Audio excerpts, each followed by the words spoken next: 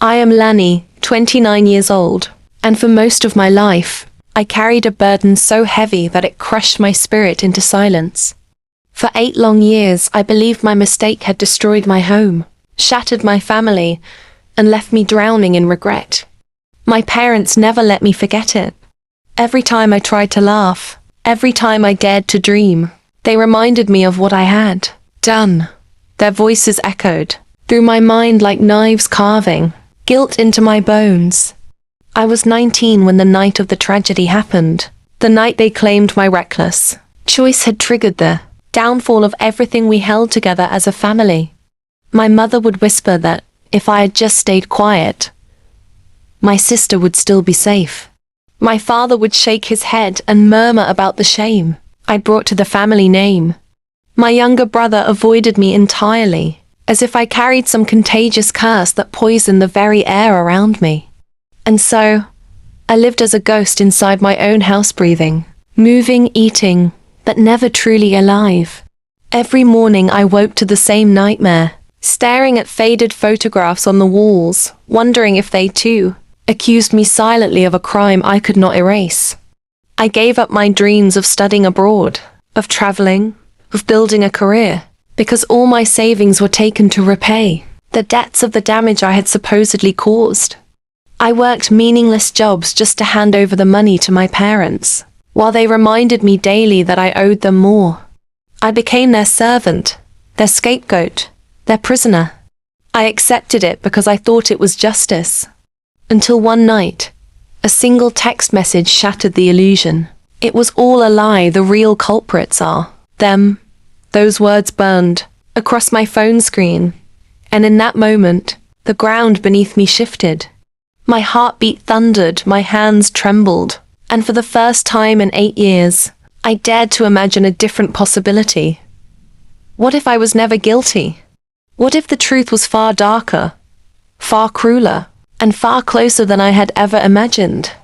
That night, staring at the glowing message, I felt both terror and liberation surge through me, colliding in my chest like a storm. And I knew, with a clarity I hadn't felt in years, that the life I thought I was living was about to unravel, and I had no idea what waited for me on the other side of that revelation. The text didn't come from an unknown number. It came from a contact I hadn't seen in years. Mara. My heart nearly stopped when I saw her name, because Mara had once been my closest friend, before my family forbade me from ever speaking to her again.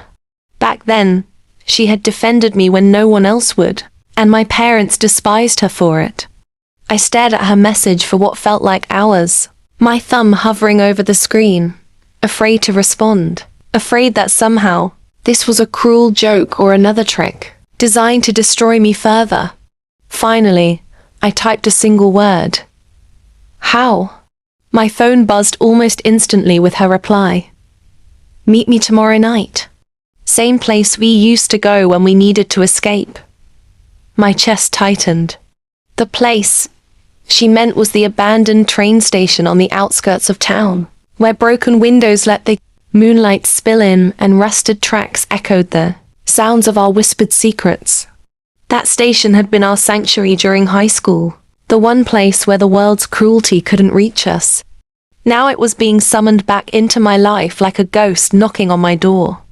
All night I tossed in bed, unable to sleep, hearing my mother's footsteps outside my room as if she still patrolled me, guarding against freedoms I no longer sought. My father's cough echoed down the hallway, a harsh reminder of the man whose approval I had chased for years but never caught. My phone rested on the nightstand like a ticking bomb. At dawn, I slipped it into my pocket, packed a small bag with nothing but water, a flashlight, and the courage I wasn't sure I had, and left the house without a sound. As the sun set that evening, I found myself walking toward the forgotten train station, my shoes crunching over gravel, my breath visible in the cold night air. Every step closer made my heart pound louder. And then I saw her. Mara stood in the shadow of the crumbling platform, her silhouette framed by the fractured glass and silver moonlight. She hadn't changed much, same defiant stance, same sharp eyes, but There was a heaviness about her now, a weight she seemed to carry in her posture. When she saw me, her lips pressed into a thin line, and she didn't smile. Instead, she said, "Lani, everything they told you was a lie. And it's time you knew who destroyed your life." Her words sliced through, the night air sharper than the broken glass glinting around us, and I froze, unable to answer, as though my tongue had been bound by invisible chains. For years, I had wanted anyone to tell me that my guilt was misplaced, that I had not ruined everything, but hearing Mara say it so directly felt almost unbearable. "What do you mean?" I finally managed to whisper, my voice trembling as though it had forgotten how to carry questions. Mara's eyes darted around the station, scanning every dark corner as if she expected someone else to emerge from the shadows, listening in. Then she stepped closer, lowering her voice until it was barely more than a breath.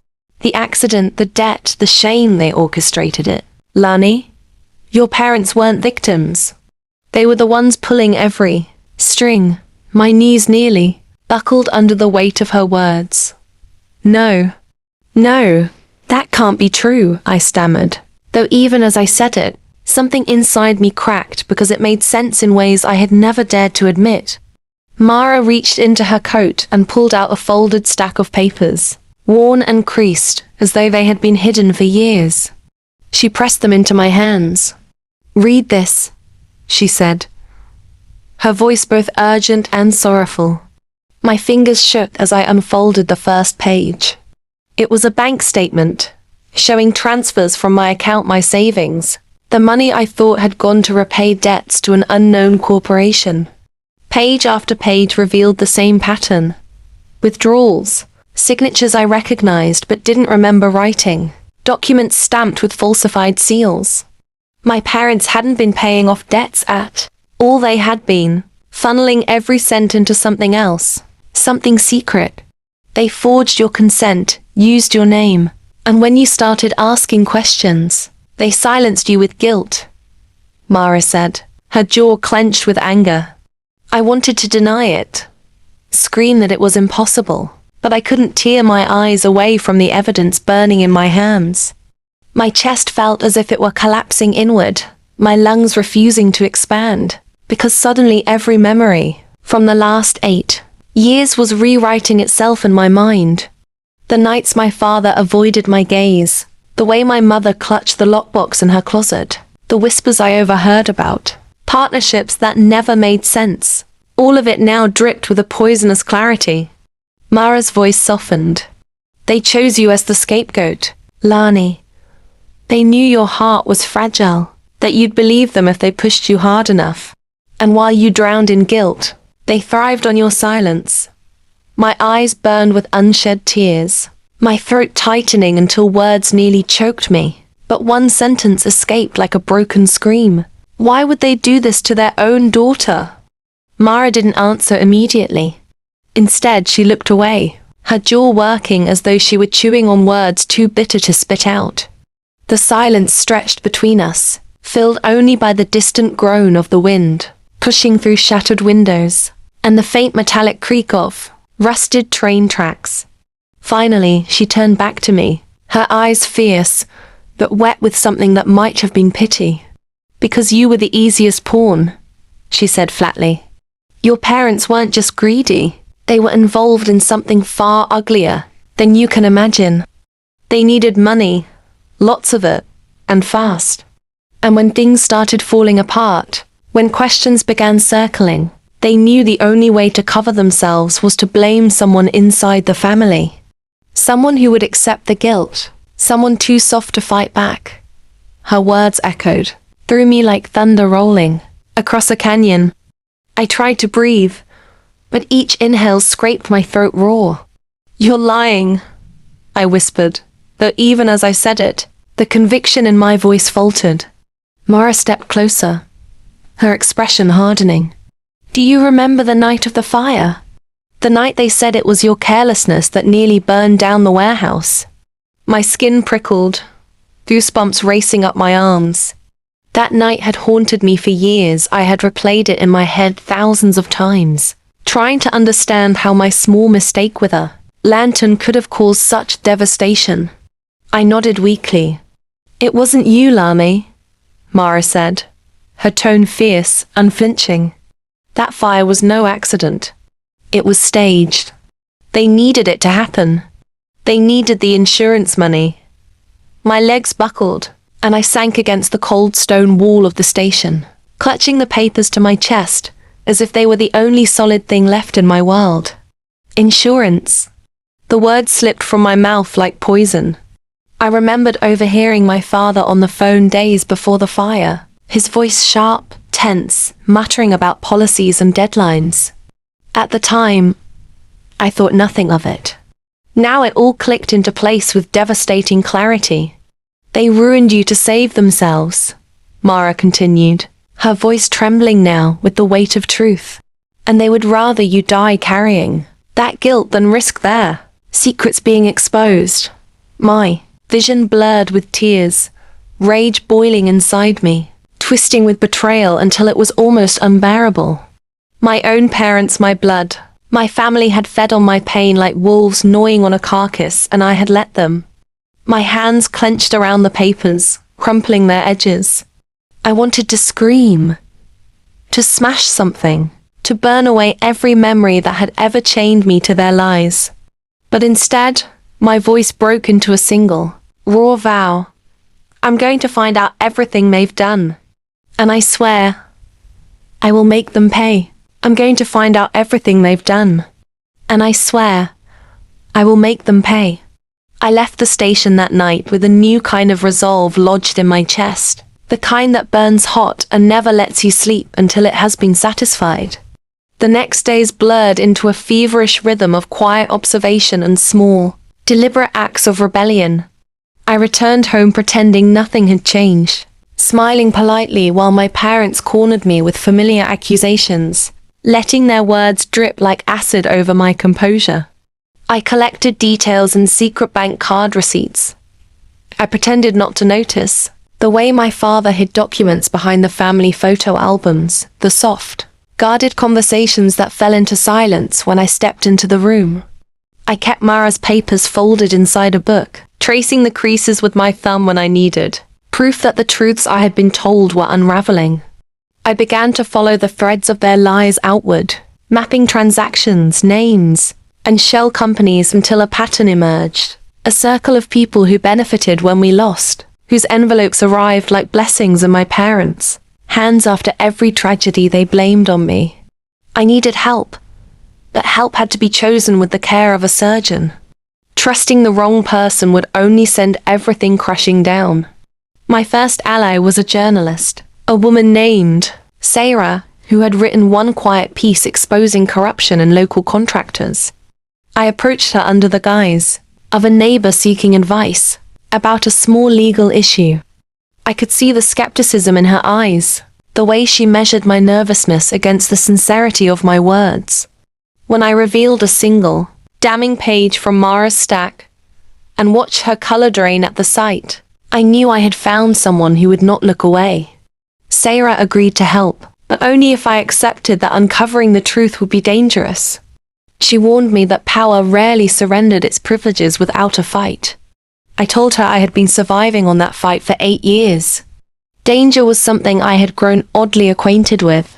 Together we devised a plan. We would not storm the house or confront my parents in a moment that could be staged or manipulated. Instead, we would build an irrefutable chain of evidence, emails, witnesses, and legal documents that would expose the network beyond any doubt. To do that, we needed access to things I had never seen. Company ledgers, insurance claims, and the police file that had been mysteriously sanitized years ago. My hands shook the first time I slipped into my father's study late at night, the house breathing quietly around me while I groped for the hidden key he kept taped inside the bottom drawer of the old sideboard. The key opened a lockbox that still smelled faintly of leather and expensive tobacco. Inside lay envelopes thick with receipts and correspondence, some stamped with names I recognized from Mara's papers. Each discovery felt like a small blade of wind cutting through the fog of my life. There were ledgers showing funds moved to accounts in other cities, notes scribbled in my father's own hand, and a contract naming an elderly man who once owned the warehouse as a silent partner. The deeper I dug, the more tangled the web became. One evening, as rain pounded the windows and the house settled into its nightly rattle, I found an envelope marked with a lawyer's seal. Inside was a neatly typed agreement that transferred rights to the warehouse to a corporation with the same initials that had received deposits from my account. My throat tightened. The implication was unbearable.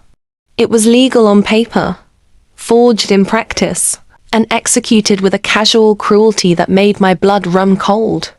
I photographed everything with a small camera. Sarah lent me and emailed copies to a secure account. We knew we were sowing the seeds of a confrontation that could topple the carefully maintained image of my parents as the wronged elders of the family. But there was another pressure building, personal one that had less to do with documents and more to do with the heart's need for confrontation. I wanted to look into my mother's eyes and see the truth there, to watch the face of the woman who raised me crumble under the weight of her own deception. I wanted to ask, how could you sacrifice your child for your comfort? Yet part of me feared the corrosive joy revenge could bring. I had to be certain that justice, not vengeance, guided my hands. The closer we came to the truth, the more dangerous our small operations felt.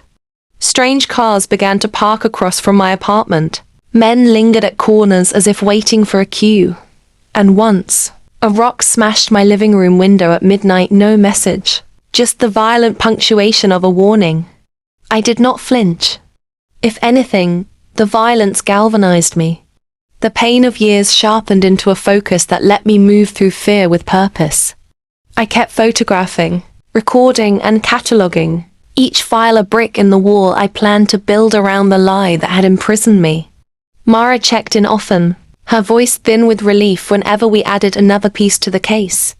Sarah worked contacts to find accountants who could trace the money, and we coaxed a retired clerk at the insurance company to look again at the old claims. He spoke carefully, at first reluctant, then with a tremor of anger as he described how policies had been manipulated and how paperwork had been altered with a steady, practiced hand. The more we found, the clearer the motive became. Greed masked as necessity, greed wrapped in the sanctity of family. The people who claimed to love me had used me as a shield, a convenient vessel to absorb public shame, while they siphoned off the profits. I remember nights when the house felt like a theater, and I was both audience and actor, watching a play whose script had been written by my parents in ink darker than blood. Yet we were careful too many variables could ruin the case. We arranged meetings with a lawyer who specialized in fraud, and advised witnesses to be ready. We even taped a conversation between my father and an associate, where he boasted about how they swallowed the loss and how the young one made for a perfect scapegoat.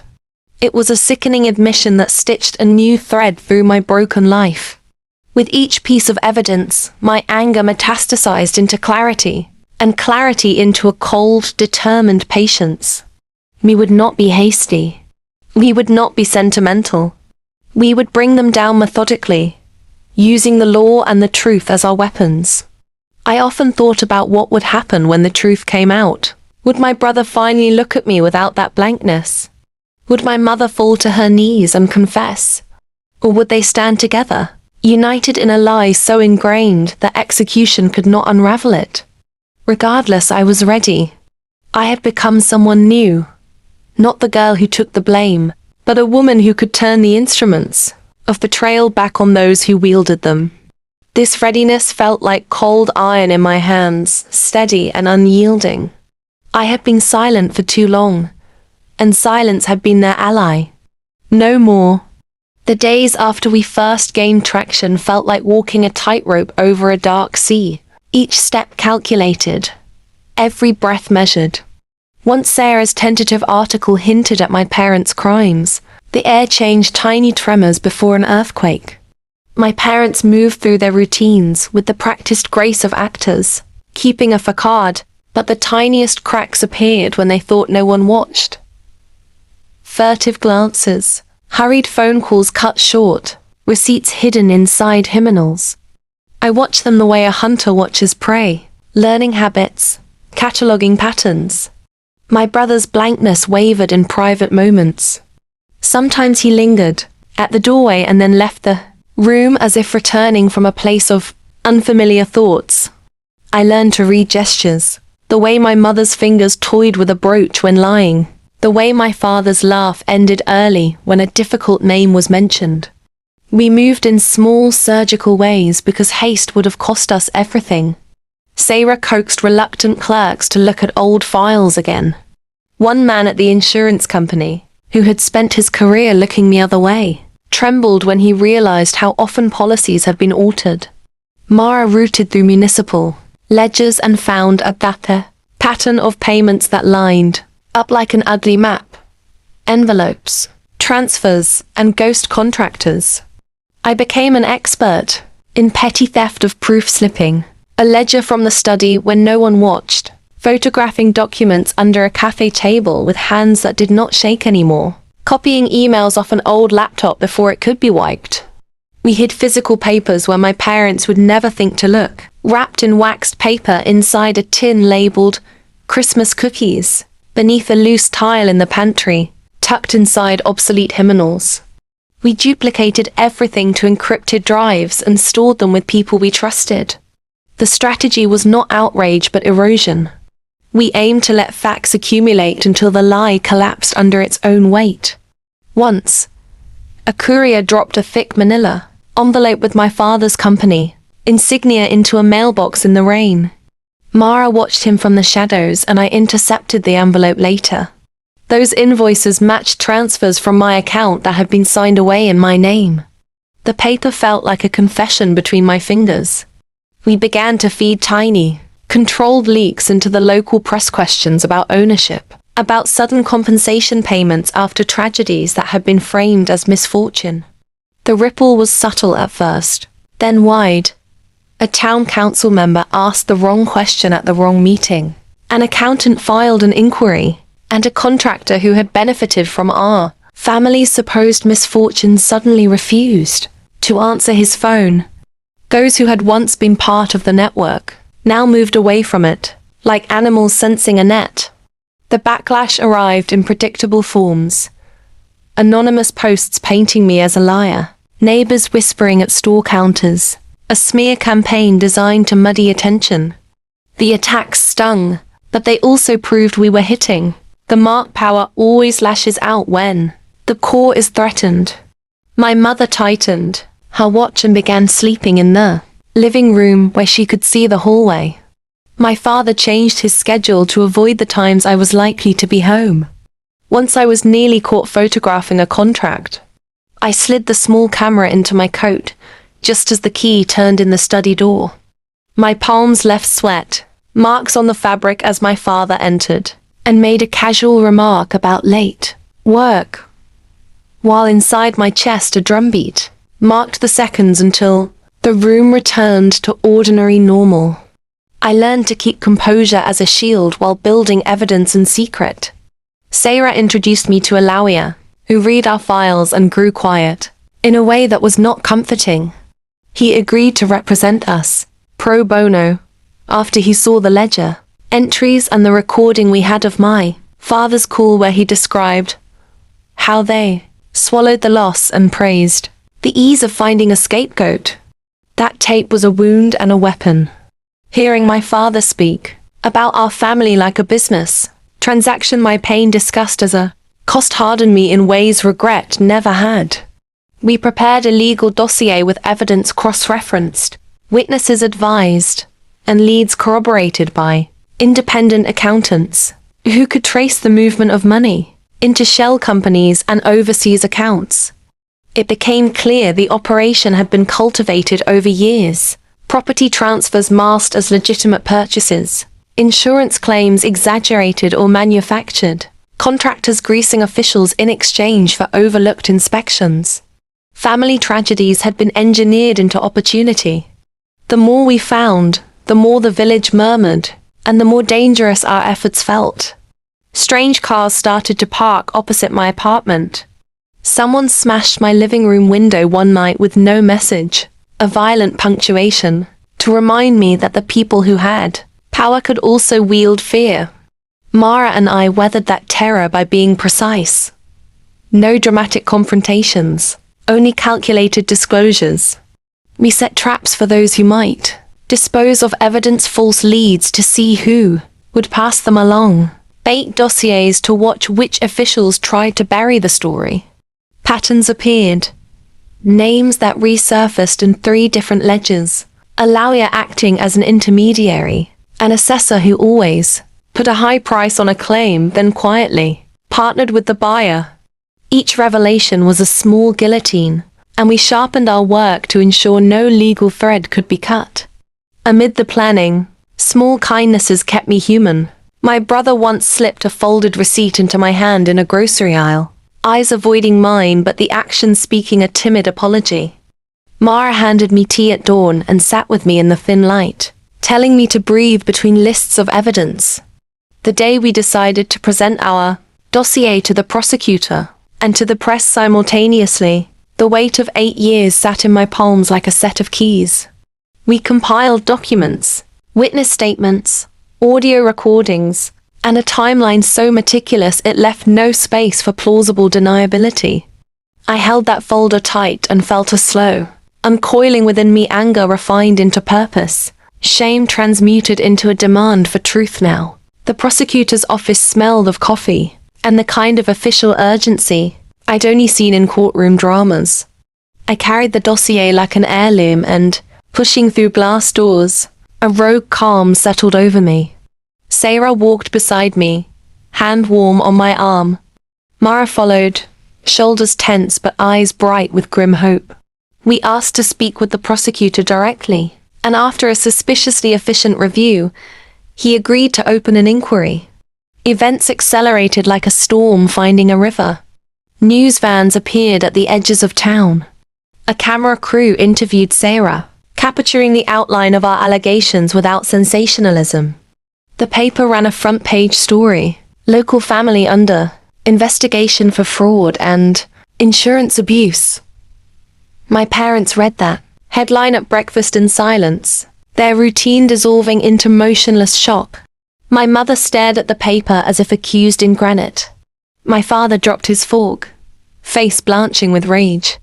They muttered denials, but the fragile lattice of their composure cracked into small, telling fissures. Neighbors avoided us. Whispers followed me like a shadow. Some faces reflected pity, others the surprised recognition of someone finally seeing clearly. The prosecutor called us for a formal interview. Witnesses were subpoenaed. Records were frozen. An investigator sealed the study where I had once crept at night. I watched gloved hands lift the ledgers that had burned into my memory and felt relief replace dread. My father paced, trying to craft arguments to protect him. When our gazes met in the hallway, there was a hostile, frightened respect that made my skin prickle. We relied on proof. Each document, ledger, and the recorded call formed a lattice that did not break under pressure. The hearing was scheduled with slow inevitability, and my heart beat like a drum as the day approached. On the morning of the hearing, the courtroom hummed reporters, neighbors, and strangers who wanted to witness truth being litigated. My parents arrived in a tight knot, wearing a mask of dignity that flew off at the edges. My mother's eyes were dry, my father's jaw set. When the prosecutor laid out the case, a hush wrapped the room, a methodical collage of money movement, forged signatures, and hush money payments. We mapped everything to the night the fire had been staged, to the insurance payouts, and showed how my account had been used as a conduit to divert funds.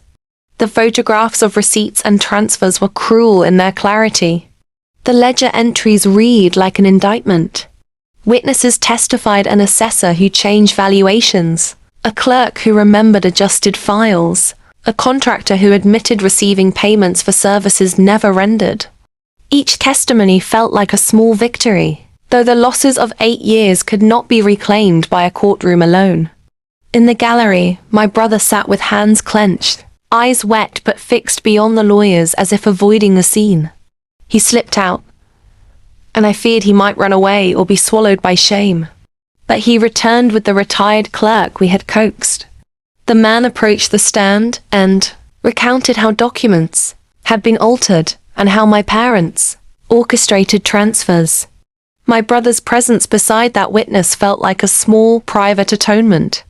After hours under the hot, clinical lights, the judge adjourned with a promise to consider the evidence. We did not expect immediate justice. Only that truth had its day. Outside, cameras flashed and voices buzzed like angry bees. For the first time in years, I walked without the weight of secret guilt. But exposure carved new wounds. My mother refused to speak to me and retreated into sleep, while my father lashed out with words sharper than any truth we presented. That night, he left the house for hours and returned defeated, his pride gone. The village split. Some cursed us for breaking a household. Others rallied with support and food, small gestures like warmth in a cold week. Mara stayed by me, leaning into the storm. Sarah's articles peeled back layers with a professionalism that kept the story anchored in facts. Still, the deeper the probe went, the more complex the roster of names became.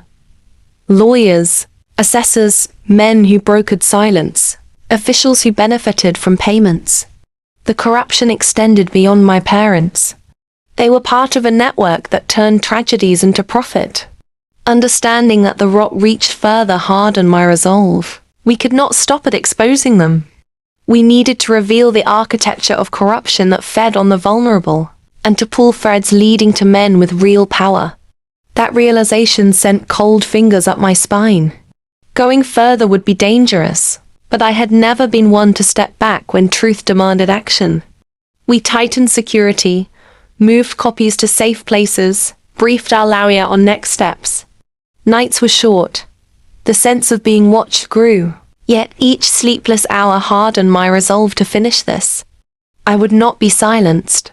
The guilty would finally answer now. The campaign to unveil the deeper corruption became a manual for endurance. Each day we pushed the probe farther, and the net around us tightened like the grip of a cold hand. Our legal team served subpoenas to shell companies, to assessors, and to a handful of municipal officers whose files had always been conveniently incomplete. Auditors who had once glanced the other way now traced payments with the stunned clarity of men who realize they have been complicit in a long, slow theft.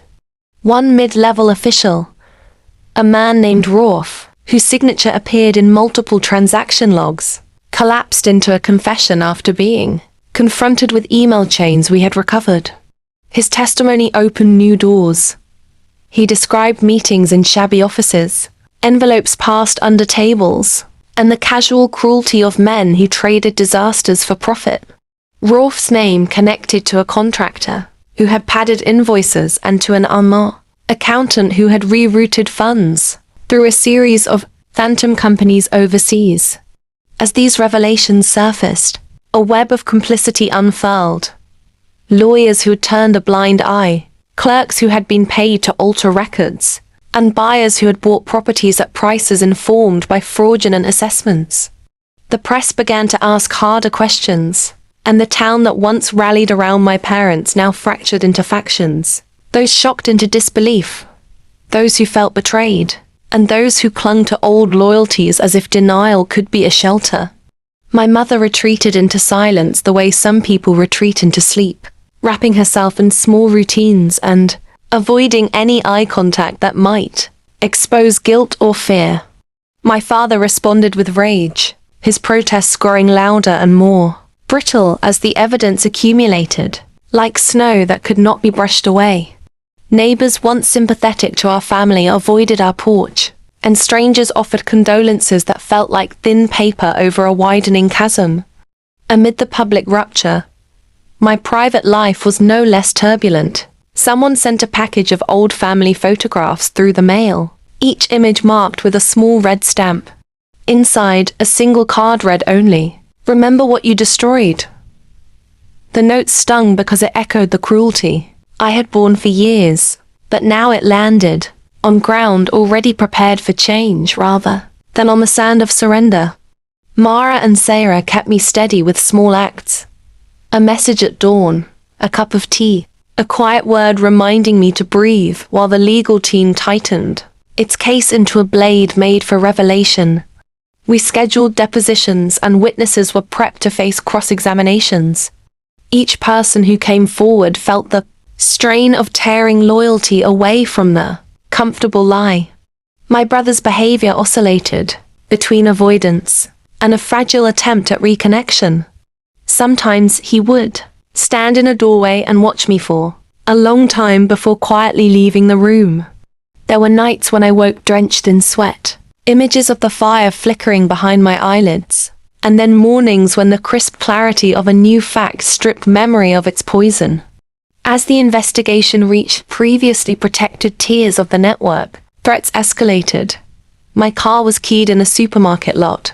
My phone received anonymous calls that breathed silence, and one evening a person shadowed me home until I ducked into a lit store and waited there until the footsteps receded. Each act of intimidation hardened my resolve. Fear became a fuel I harnessed rather than a chain that bound me, because the alternative was to let darkness win by default. We worked with investigators to set traps, controlled disclosures that would reveal who tried to bury the story, decoy emails that tested loyalties, and recorded meets designed to catch conspirators in the act of cover-up. One sting brought results. A middleman tried to intercept a payment meant for a shell company and was caught on camera handing over a wad of bills to an associate with my father's initials on his account ledger. The evidence swelled until it became undeniable, and the prosecutor widened the inquiry to include not only my parents but several corrupt officials and businessmen whose lives were built on the steady theft of other people's misfortune. Then, in the quiet between thunderous developments, my mother called me into the kitchen for the first time in months, her hands trembling as she set a cup of tea in front of me. She did not look at me directly. Instead, she stared at the table and spoke in a voice that was small and strange to my ears. She said that she had always believed protecting the family was the highest duty, that sometimes protection demanded unthinkable sacrifices, and that she thought she was acting in our best interest. I listened, rage and pity braided into a single thread, and I felt the person I had been unravel and reweave into someone else, someone who could hear a confession without capitulating to it. When she finished, silence settled like dust. Outside, a siren wailed, a reminder that the sirens of accountability were now screaming for everyone involved, not just for me. The trial date was set, and with it came a crescendo of pressure that gnawed at every waking hour. Our lawyer worked late nights assembling timelines, charts, and testimony. Sarah sharpened each article into a blade that cut through the fog of denial. Mara wove threads of strategy that guided us around traps designed to discredit. My parents, once formidable in their authority, appeared gaunt in court, their confidence crumbling under the weight of each document displayed on the projector. My father tried to bark denials, claiming conspiracies and vendettas, but the evidence was relentless, each receipt a brick in the wall closing in on him. My mother sat rigid, eyes glassy, her hands folded so tightly the knuckles turned white. The gallery was full, neighbors, reporters, even strangers whose curiosity pulled them in, yet the air remained heavy with judgment. I sat behind the prosecution's table, the only sound in my ears the relentless drum of my heartbeat, and when my name was called to testify, my legs carried me to the stand with a steadiness that felt almost alien. I told the court about the years of guilt, the lies that carved my sense of self into fragments, the endless repayment of a debt that was never mine. My voice broke when I recalled the night of the fire, when I thought I had doomed us all, and the way my parents had wielded that story like a weapon. Tears threatened to undo me, but I steadied myself with the thought of the girl I had been 19, terrified, willing to believe anything told to her by those she trusted most. That girl deserved truth and justice. As I spoke, I saw my brother shift in his seat, eyes glistening with shame, his jaw set as though he wanted to leap up and apologize to me in front of everyone. When the prosecutor presented the forged insurance documents, the altered reports, and the hidden accounts, the atmosphere shifted from sympathy to outrage. Jurors leaned forward, expressions sharp with disbelief at the scale of betrayal. Mara squeezed my shoulder as I stepped down, and for the first time, I felt like my story was no longer just a wound but a weapon. The defense scrambled to paint me as unstable, clinging to narratives of family loyalty and desperation, but each attempt fell flat against the avalanche of evidence. Whispers spread in the courtroom. The once respected family had orchestrated fraud, had betrayed not only me but the entire community. The judge's gavel struck again and again to quiet the murmurs, but the truth had already become wildfire, impossible to contain. On the final day, the prosecutor asked a question that pierced through every defense. If your daughter was truly guilty, why did you never once file a report? Never once let her punishment be determined by law, but only by your pockets? The silence from my parents was more damning than any words.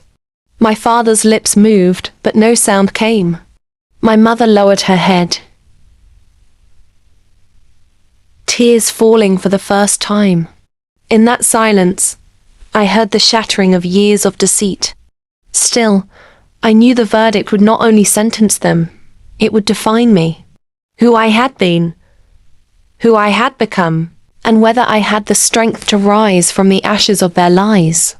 As the judge announced deliberations, the courtroom emptied into a storm of flashing cameras and shouted questions, but all I could think was how far I had come from the night when a single text message cracked open the cage of my guilt. Now, freedom and vengeance hovered just beyond reach, waiting for the final blow. The deliberations stretched into hours that felt like entire seasons, compressed into my chest. I sat in the courthouse hallway, the hum of vending machines and the shuffle of shoes blending into a static that made time bend and blur. Mara leaned against the wall beside me, arms crossed, a pillar of steadiness in the chaos. Sarah typed furiously on her laptop, already drafting the bones of a story she promised would carry weight beyond our small town. My brother sat across from me, staring at his hands, the silence between us taut but not hostile. It felt like a fragile thread of something being rebuilt, strand by strand. When the bailiff finally announced that the jury had reached a verdict, my knees trembled as we filed back into the courtroom. The room was packed again, air heavy with the anticipation of a collective breath waiting to be released.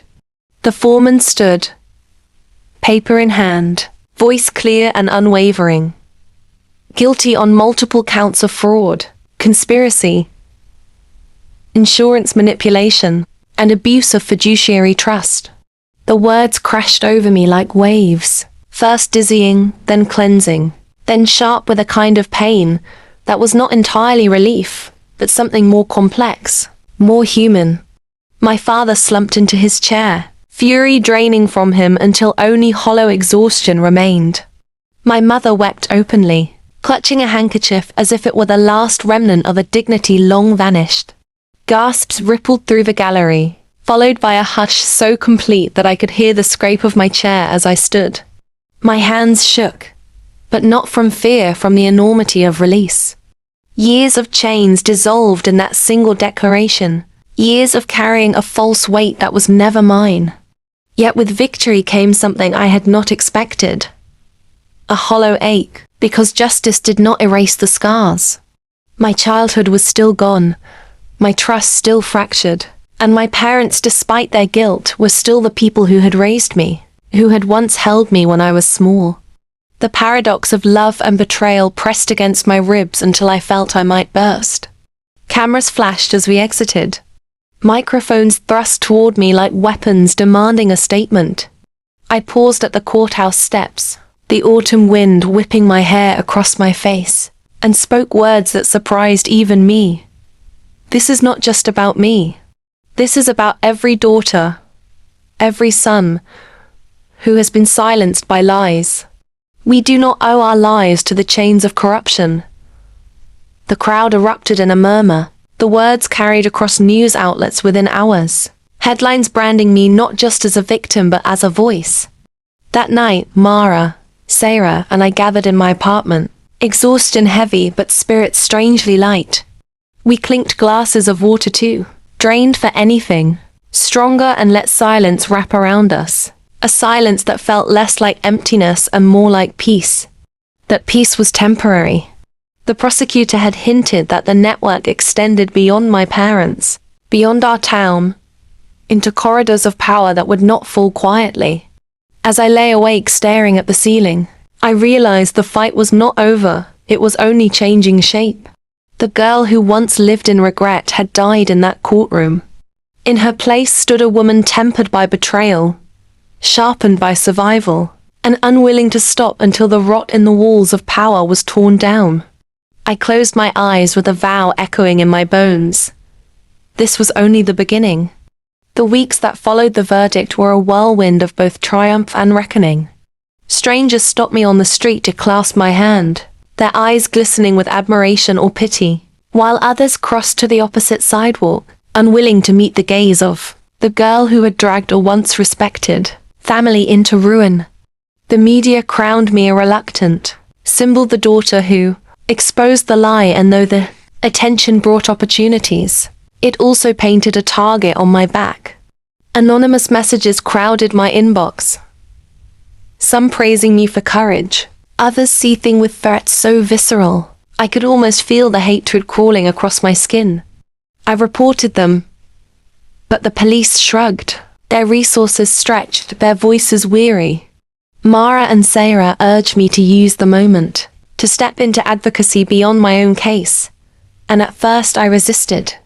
I told them I was tired, that my bones felt filled with ash. But late at night, scrolling through emails, I saw letters from strangers, young women trapped in families that blamed them for sins not their own, men carrying the shame of lies that had festered for decades. Each story mirrored mine, each plea whispered the same desperate hope. If you spoke, maybe I can too. That thought ignited something inside me more powerful than vengeance. It was the flicker of a purpose. I began attending small gatherings, community meetings where survivors of corruption and abuse told their stories. At first, I sat in the back, silent, heart pounding. Then one night, urged forward by Mara's nod, I spoke. My voice shook, but the room hushed, and as I told them how I had carried a false guilt for 8 years, how it had nearly destroyed me until truth set me free, I saw tears, nods, fists clenched in solidarity. That night changed me. Soon I was writing, speaking, joining networks that fought systemic corruption. My parents, now imprisoned, tried to reach me through letters, my father demanding appeals, my mother pleading with words that smelled of regret but carried no accountability. I burned his letters. Hers I kept in a box unopened, a reminder that forgiveness and forgetting are not the same. My brother visited me once, eyes hollow but steady, telling me he wanted to testify further, to help unravel what remained of the network. It was the closest we had been in years. And though trust would take time, his presence was a balm against the loneliness of survival. Reporters asked me whether I felt victorious, whether justice was enough. I answered honestly, justice was never enough. But it was a beginning, a foundation on which something better could be built.